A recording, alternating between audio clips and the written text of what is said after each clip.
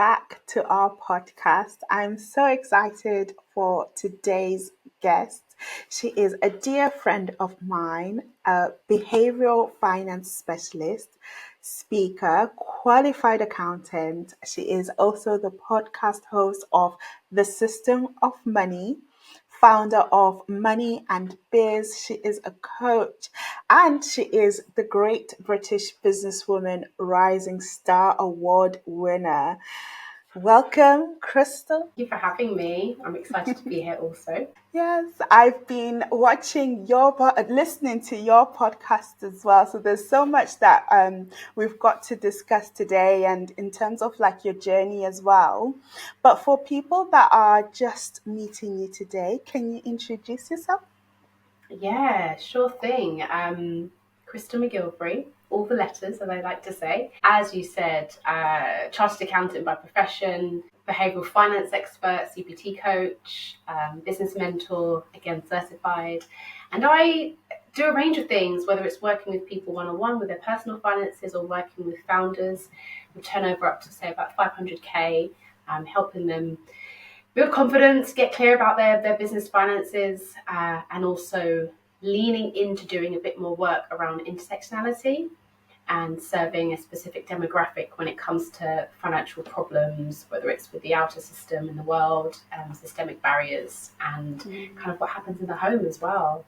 And as I'm sure we're going to touch on, also lean into the space of neurodivergence, as I am a neurospicy, I should call it, individual.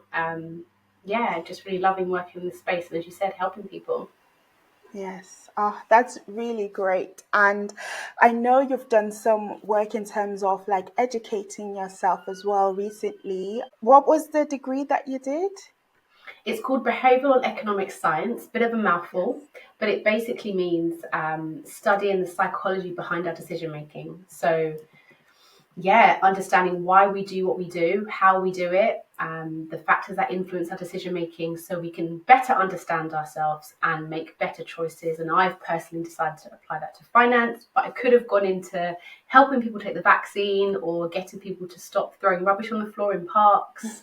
It's all under the same umbrella. Yeah, I feel like that's something where in terms of the knowledge that you would get from that, it's something that would change people's behavior on a mass scale. If you truly understand why people do certain things, then you can really get to the roots of it and then understand how you can support them as well. But before we get to that, I just wanted to ask, what was your journey to educating people within their finances and financial literacy, because you are an accountant? And how did you take the leap from working within accountant? I know you do provide some work to business owners as well, but how did you take that leap into personal finances?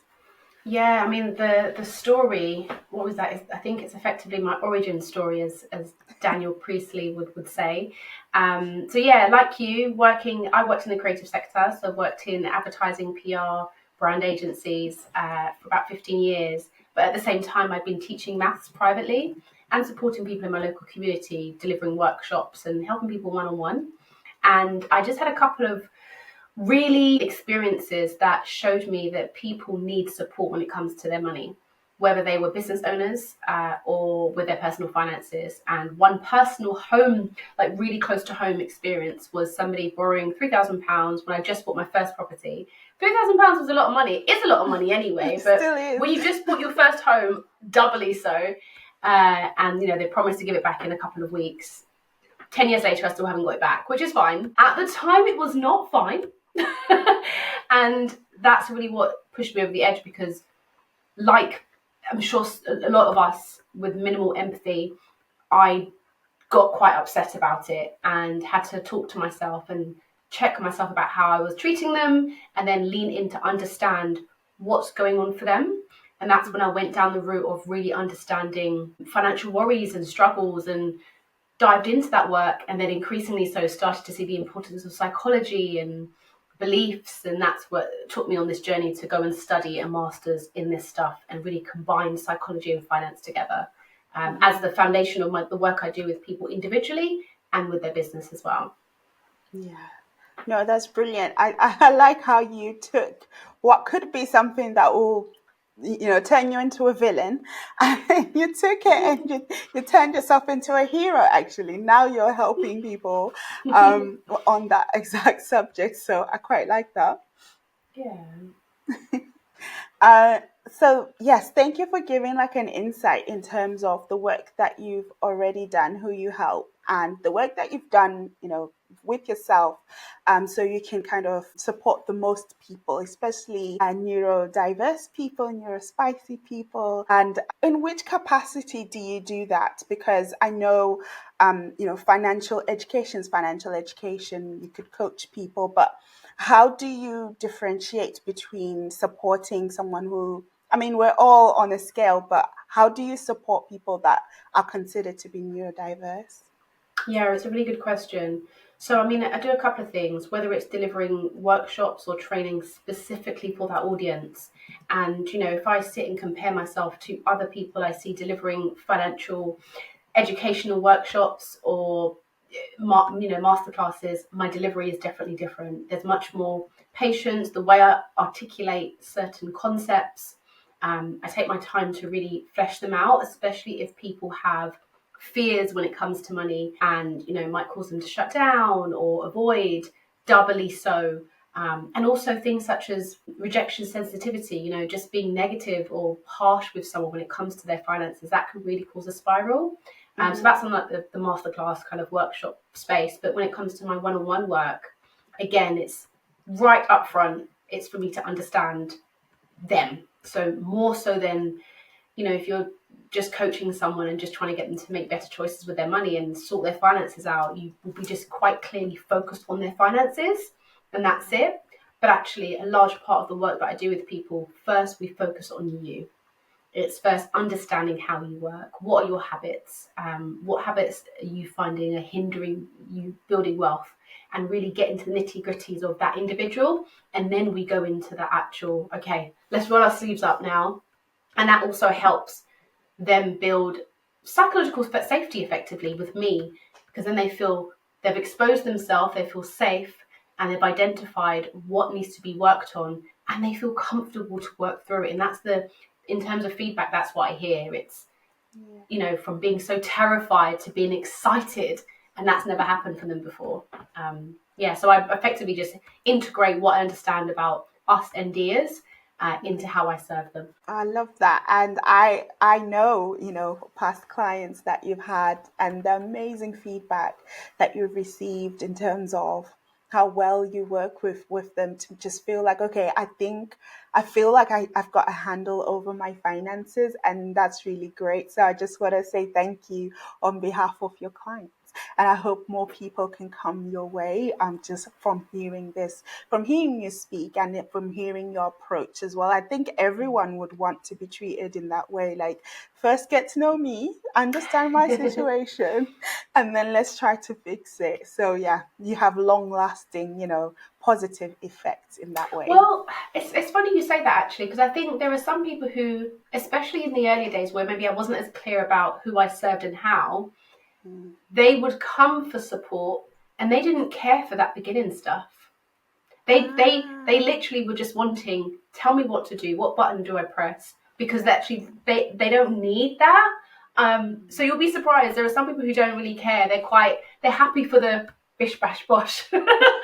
And that's, I mean, obviously I can do that and I do that on the shorter, kind of more strategic dive straight in, but kind of my most popular work is exactly as we described, where we take our time and work through it. Yeah, people are different, as you say, so different approaches for different styles, which is fair enough. But I would prefer kind of I feel like that you'll get a longer lasting effect in terms of after we finished, then I can work it out myself because you've actually changed stuff, the deep rooted things, but it's all good.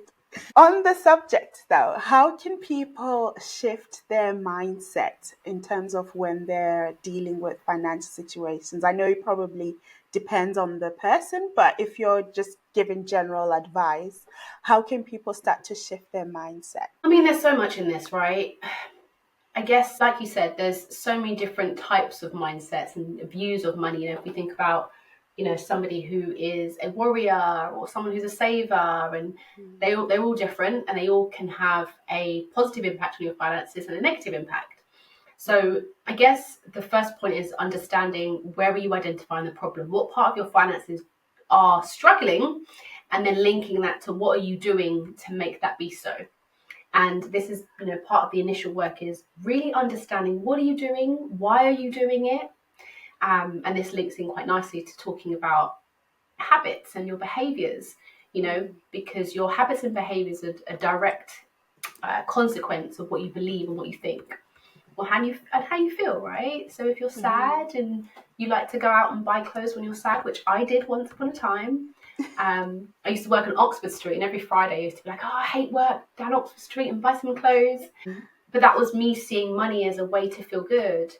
So my mindset was not understanding what money could do for me. So in terms of first steps, it's really understanding what's happening. Where's the problem? I'm saying I'm not happy with my financial situation, but what exactly are you not happy about? And then narrowing that down to see, okay, well, what am I doing that's creating that? And, part of the work is really, well, where do I want to be and where am I now? And really having a bit of a reality check. Okay, because, often what we do is the ostrich effect, where we bury our head in the sand and we just avoid it. And we wonder why our finances are kind of not looking as great as we want them to. It's exposing that. And the hardest part for a lot of people is doing that and feeling okay. The worry is often, can they handle the stress and the shame that may arise? So it's about feeling safe to be able to do that. And then you can start the journey to shifting your mindset after you've got a bit more clear about where you are, clear about what you're trying to get, and then that work in between to build that path and see that it's actually available to you. Because also some of the barriers might be you don't think that you can do it, which adds to the negative mindset. Yeah, but I suppose that's why you'd come to someone who, like yourself, right, to get that coaching, to have the step by step, rather than just kind of going in by yourself and then trying to fix it without understanding, the deep rooted stuff, as you say. So yeah, I'd recommend people to come to you just to get that coaching. And in terms of, I'm just trying to think, if someone is an emotional spender, how are they meant to know that? How can they assess what type of bad habits that they have? Which is really hard to hold a mirror to yourself, as you say, but how can they start to understand what are their triggers, essentially? It's a good question. I think I tend to shy away from wording such as good and bad personally. And I think if we relate it to where you are and where you want to be. So where you might deem it as bad is if where you are is not where you want to be.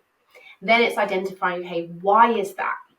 What am I doing that's stopping me from getting to where I want to get to, which would be, I guess, the bad habit, right? So then you've isolated this thing that you're doing, for example, emotional spending, which is stopping you from saving to buy your home, as a quick example. And then it's, okay, the step, like the layer below that is, why am I doing that? And that's where you might identify, actually, like me, like I was doing when I was sad on a Friday, I was going out and spending money without thinking about it, because that would make me feel good. I'd get that dopamine hit in the immediate. So it's seeing, where is there a difference? Where's that gap? And then identifying what's the problem that's causing me to do something that I don't really want to do. And then there's another step in terms of how do you address that, and I'll just give a quick share here. When it comes to habits and building new habits, people often think they need to get rid of a habit. And instead, what you want to think of it as is you want to replace that habit, because that habit is actually serving a purpose. It's actually doing something for you. Now, if you rip it away, then that problem you have or whatever's going on underneath is not being sorted. So instead, you want to replace it with a habit that is going to still allow you to achieve that goal. So can you do something else instead that's not going to take away from your savings, but still make you feel good in the immediate? So try to think of it in terms of replacing. I think I've subconsciously have done that recently, where as a business owner, I've been trying to keep my costs as low as possible, just to make sure that we're doing what we need to do to grow. So Yeah. instead of going out and going for brunches every weekend, I've started to go to a gym class at the, on a Saturday afternoon. Yeah. And I think that's just now it's like something I have to do. I can't miss those classes anymore. So I Yeah. just kind of replaced the habit without knowing it, but thinking, well, there's nothing else to do now because I don't have no money.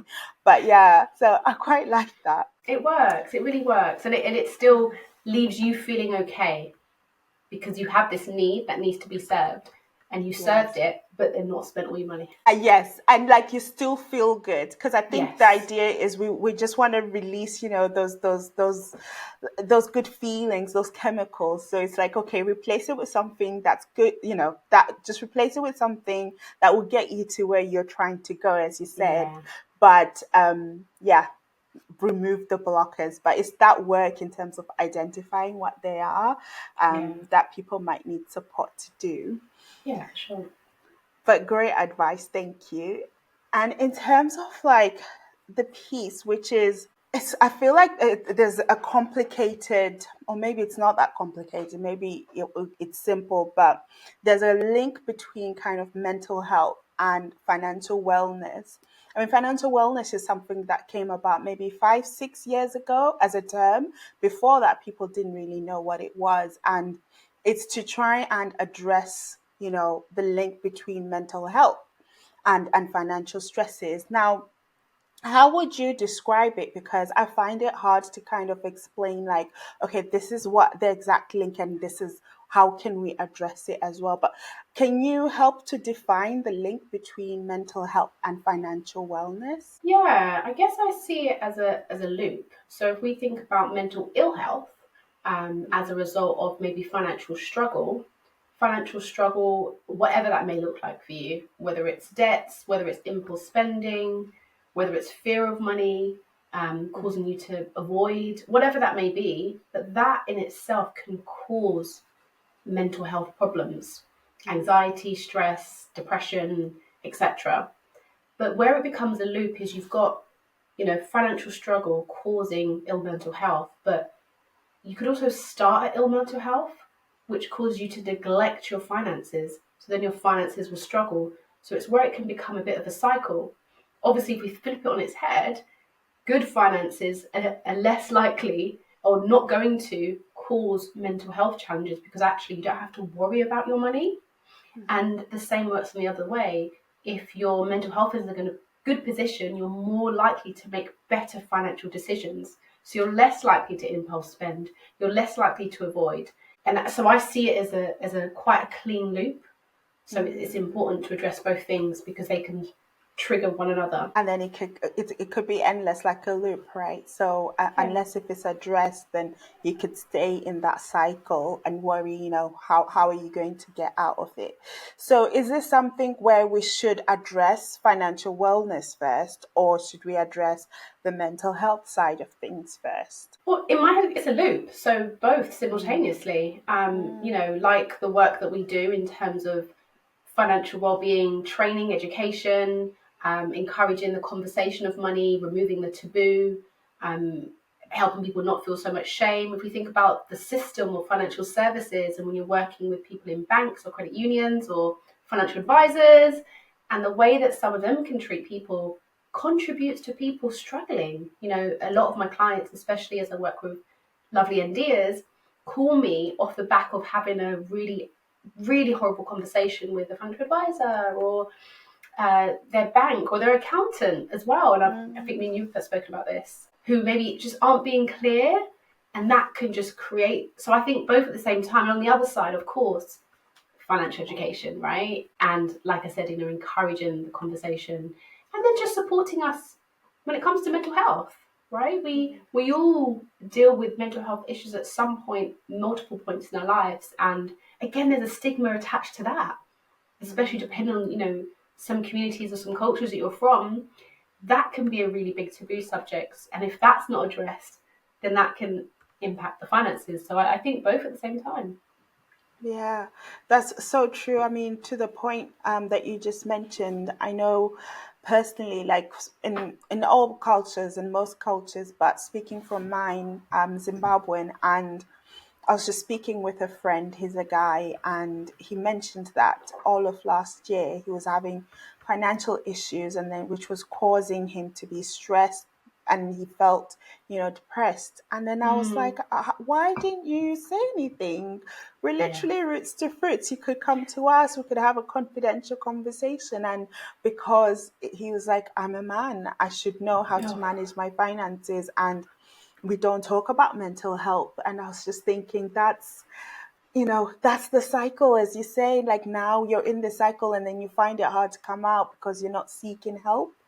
And we really need to break down those barriers. 100%. And like you just said, there's so many layers. Him being a man, again, when we think about masculinity and how in society you're supposed to be and do these things. But hold on a second. A lot of people, most people, are not taught about finances, and it's not gender specific. It's in the Yeah, household. Men and women aren't taught about this stuff. So, yeah. as a child, and then you grow up to become an adult, and all of a sudden you've got these responsibilities. So that shame, we should be continuously shouting at the rooftops about, don't feel any way that you haven't got this right yet. There is room for you to get it right and totally transform your situation. It didn't, nothing, things don't drop out of the air and all of a sudden we're experts in finance. But yeah, that's what needs to be talked about a lot. I agree. Yeah, I love that. And in terms of how, I don't know if you have these conversations with parents, maybe, but how would you advise them to, especially if they've got, I'm thinking about, I've got cousins who have children that are neurodiverse at different levels as well. But how could you teach them to then support their children? Because it needs to be taught anyway, fine. But then I'm just thinking about the specific group that you are so, educated in terms of supporting. How could you advise them on that one? What is that for? Are you talking about supporting neurodiverse children? Yes, or to support them to be able to then manage their finances when they've grown up, essentially. Okay, so supporting parents as to how to expose their children to the world of finance when they are neurodiverse. Yeah. Right. Yes. Yeah, I think so. To me, it's the same as supporting any child getting into finance, right? It's about exposure to the world of money from as early as possible, get them involved in understanding money. And, again, there's so many other areas to it because it's when we think about the parent and what the child picks up on without the parent even having to say it. I wish I had reference to this study right now, but there was a study where children are impacted even if the parents are not shouting about things. They feel the energy, they feel the vibe, they know something's not right, they know it's about money, that they'll pick that up and that'll impact them when it comes to handling money when they become older. But when we talk about neurodiverse children, maybe you're combining the two, right? You're combining sensitivity around them being neurodivergent, understanding their needs and how best they need to be communicated with, alongside actually bringing the world of money into their world. So it's not this kind of crazy thing that happens out there. Oh, look, we can buy this thing because we have money. It's Mm-hmm. like really breaking that down. And as well, when it comes to some NDers, it's, some love charts and graphs, some absolutely hate it. Okay. Just because you're neurodiverse doesn't mean you're exactly the same as the person sitting next to No. you. You could be completely the opposite. So it's about, this is what I really advocate for, it's about understanding your unique difference. How are you designed? And then identifying what tools, systems, solutions, ways of articulating work best for you. And it's funny, before I even enter the world of neurodivergence, like I said, I've been teaching math since I was 18. Yes. And that was my approach to teaching maths. So I had students who were like grade D and E transformed to become B students because I took the time to understand, all right, I'm going to present this maths problem in 3 different ways. You tell me which one you like, and we're going to run with that.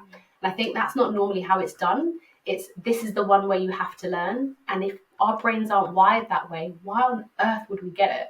So the same with money. It's identifying, okay, how do you like this being, what works well with you, and leaning into that. As long as the end result is the right result, you're winning. I like that. There's a theme here, and what I took from what I took from you is like giving them the exposure which every child should have, and then education, but then actually tailor it to that person, which that applies to everyone, but it's more specifically if you're dealing. Okay, that's brilliant. I like that. Those are my takeaways from And that. as well, I'll add, and this is obviously outside of, I guess, the question really, but my focus is adults, right?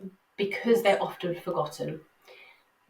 Children are still in schools. Children still have so much more access to support and education and, different community groups. But adults are supposed to know everything and just teach their child, but they haven't been taught as well. So just on your question in terms of how to support a neurodiverse child, it's also requiring attention to the parent to make sure that they're upskilled, they're confident. It goes back, slightly separate talk, but the whole teaching maths in schools, and there was a massive outcry because the teachers were like, I don't understand maths, but I have to teach maths. It's like, that's not fair. That's really not serving the children. So same here with your question. It's, yes, as much as you may have a neurodiverse child, we want to expose them to a lot of money. Also work on yourself, understand your beliefs when it comes to money, your financial literacy levels. Do you need to go and do some kind of course and get yourself confident to answer their queries and not, contribute to any kind of problems they may have? Love that. Great lesson there.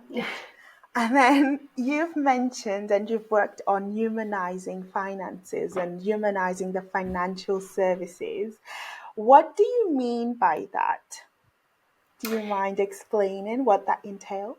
Yeah, happily. I mean, it links back to everything we're talking about. So historically, obviously, if we talk about financial services, that's a space that is often or previously reserved just for the very wealthy. And it's all about big numbers and just investing those big numbers and seeing a great return. Obviously, financial services has been more accessible for people who don't have massive amounts of money. We can invest with £1 on our phone, etc. But when it comes to, say, the financial services industry, there's been a bit of a lag in terms of catching up to understanding that we're human and we have needs, and mental health is a thing, financial well-being is a thing, neurodivergence is a thing. And, if we think of things such as consumer duty, that's only been around for a few years, and that requires them to really consider the customer and make sure they're doing everything in their interests. So humanizing finance leans into that space where it's about maybe training up advisors to really understand the needs of their customer, how to better communicate, how to make accommodations with how they're serving them to be able to offer them the best product, and also cultivate this space where they feel comfortable to say, hey, advisor friend, I'm really struggling with this thing. Can you just explain it for me? As opposed to what I hear from advisors often is people ignoring their phone calls and running away and hiding. And that's just financial services, but it also applies to accountants and the bankers and, anybody who deals with money with the general public. It's let's humanize you. Yeah, let's not make it so rigid and just focus on the numbers. If you really want to do the best for people, you have to come across and approach it from a human angle. So that's effectively the approach of kind of what I do. I love that. And whilst you were speaking, I was just thinking, absolutely, because a lot of people feedback to say that they are turning away from understanding finances because they're not good at numbers, or they don't understand the jargon. It's just too complicated and they're just not good at it. Therefore, they're not going to look at it. But as you say, if you're humanizing it and you're saying, well, it affects everyone. So how can we make sure everybody understands what our financial services are? And as a whole, I like that, as a system, like everyone, all the providers, the banks, everyone needs to kind of be involved in this because we all have to deal with finances. Yeah, and and if you, and I could talk about this for hours. I'm doing a lot of research on it right now. But if we step, but for real, if we step out and think about the bigger, wider system and how the financial system was built years ago, what it was based on, and maybe who they excluded, and who, if we think about intersectionality, there's so many areas that actually, are you aware of what's actually going on here? And people are struggling because of these things that happen systemically that are not on the surface. So we're ignoring that and kind of pointing blame at individuals. So this work effectively is bringing that to the surface so we can make some really foundational changes to help people. I love this. So, on one end, you're speaking to the individuals, you're speaking to the people in terms of educating them and supporting them. And then on the other end, you're also dealing with the institutions and the system to change it. So then that way we'll see true change. For sure. Yeah. Mm-hmm. Yeah, because the one-on-one work and the direct to the individual, I will be doing that forever. But actually, if we do some work systemically, that will have longer lasting impact because that's changing the foundation. So new people that come into the world, actually they're coming to a system that better supports them. Brilliant. Well, I'll be definitely championing you and watching you as you go. We definitely need to kind of change things at a mass scale. So I Yes. absolutely love that. I think we discussed a few blocks earlier in terms of identifying what type of blocks someone might have. And I believe you said that maybe assess, like where do you want to be? And then what could be stopping you? And then there you go. That is my blocker. But are there any tools for doing this? Or does someone just sit down with a pen and paper and start writing that down? How can they actually sit down and do that work? Yeah, really good question. I think two comes to mind actually. So there's the money scripts questionnaire that I know you are aware of, where people can answer a selection of questions and then be told, "Hey, you're a money avoider." There's that, which Mm-hmm. is fun to do. We love a quiz. I think what I do with my clients actually is make it really focused on you and where you are right now. Right? We are ever evolving humans. So what your blocker is right now might be different in a year. So my suggestion would be actually, what is it you want?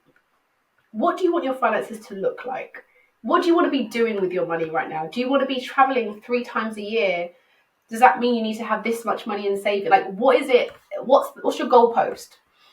Where are you right now? And identifying what the difference is between those 2 points. Because when you see that, then you can start looking at, okay, well, what am I doing that I don't want to be doing? Because if you want this, but you're doing this, you can see straight away, oh, that's why. I remember one client, every Friday he'd go out with friends and spend like £200-300 buying everyone drinks.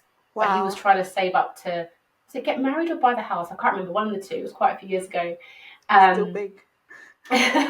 but he had to, we went through his finances, looked at where he was trying to get to, where he was now, saw that every month he was spending all this money on drinks, and it was like, oh, it was a separate conversation to understand why that was happening, and that was really eye-opening for him. But we saw there that he had this underlying belief about him spending money on his friends at drinks was hindering him being able to do what he wanted. So I think that is much more exposing, and it's more related to you right now.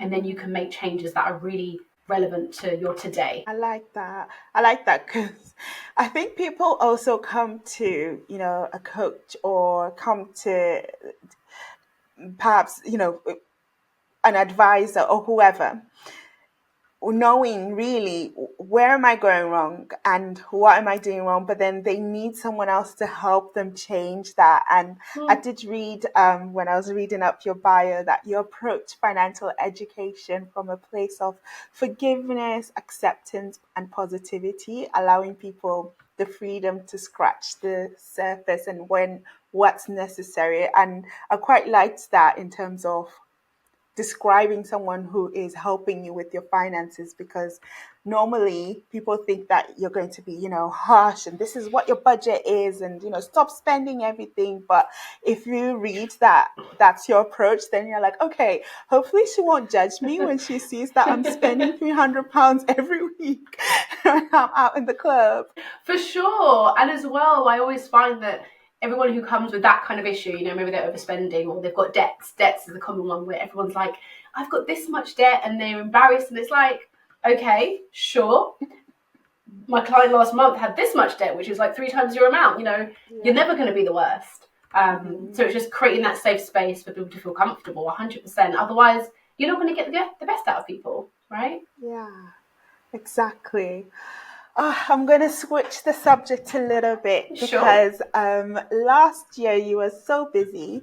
I know you're busy this year as well, but you were doing loads of public speaking, hosting loads of things. I know you did the Black Business Show, both Birmingham and London as well. And you were out kind of speaking on the subject as well as just doing your public speaking, which I absolutely love. Do you mind sharing a little bit about that, like your journey to speaking publicly? Because that's different to hosting your workshops, in a smaller room or hosting your podcast as well. Can you tell us a little bit Yes. about your journey? Yes, for sure. Thank you for asking. I mean, it's so funny when I think back to times working in, creative agencies, etc. I was so afraid to speak up. I was afraid to use my voice. Like, I spoke like a little mouse. When we talk about taking up space, I did not even want to take up space with my voice. Yeah. So it's really quite interesting to be where I am today. And I don't know, I think it kind of organically started when I started to invest time into my social presence and really getting the work that I do out there, because I could see the difference it's making. I had people request for me to do various talks and stuff. And then I just started to notice that I really enjoyed it. I enjoyed that loop that happens in the, you give something, people react, it fuels you to kind of keep going, and you can tailor it on the spot. Like, I really just started to enjoy that. And then I was like, okay, I'm doing it, but am I the best? No. So let me go and do Toastmasters. I don't know if you know about Toastmasters. Yes, I Yes. do. Yeah. So, I mean, I tried to go years ago whilst I was still working, like 15, 20 years ago or something. But yeah, so I officially joined and have been investing time in that and really learning to be okay on stage. And same with my improv, again, helping me be more comfortable with the uncertain. So, just being ready for things to go wrong. And I enjoy it, one, but two, you get more connection, there's more impact with your message and what you're trying to teach. So with what you teach as well and what I teach, speaking is a great way to really get that out there. Yeah, I've definitely seen the responses when if you're kind of speaking live and people can ask you questions afterwards, they can feel your energy essentially more than kind of when it's behind the screen. But that's really great. And you mentioned improv as well. Yes. How long have you been doing improv? I'd like to say 2 years, but I've done it before. So I did acting when I was younger, a little bit. So I've done a bit of improv before, but solidly for 2 years now. Yes, I love that. So will we be seeing you in the theatre, on the screens? Big yes. Yes. As Yes. you know, I've just joined an acting school. So that's the aim. We don't know, but I think why not lean into it? I love it. Gives me vitality. So maybe theatre, TV, I don't know. I'm so excited. You can bring the financial education, humanizing finance, as well as entertainment, like triple Yeah. threat, Triple honestly. threat. And Yes. public speaking too. There's so many threats here. No, I absolutely love it. And I believe you have an announcement in terms of your podcast coming back. What is it called? The system of money. That's coming back any minute now. So I'm just lining up some wonderful guests. And yeah, just get that conversation going. And it loops in what I mentioned around the whole system. So understand the systemic barriers, intersectionality, and less so just talking about it and whining, but actually what can we do, bring in some of those change makers who can actually make a difference, and getting that going. Love that. I feel like there's loads to discuss, to be fair. First of all, just to talk through kind of the system side, everything that's wrong with it, but we'll come and do that on your podcast. I hope everybody will kind of dial in. We'll definitely add a link as soon as an episode is out. We'll make sure that the link is attached to this.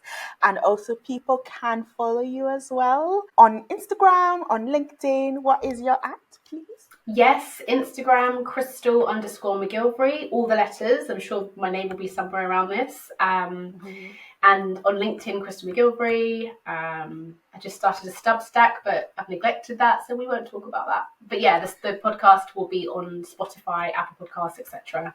And then my company website is wearemindovermoney.com. Yes.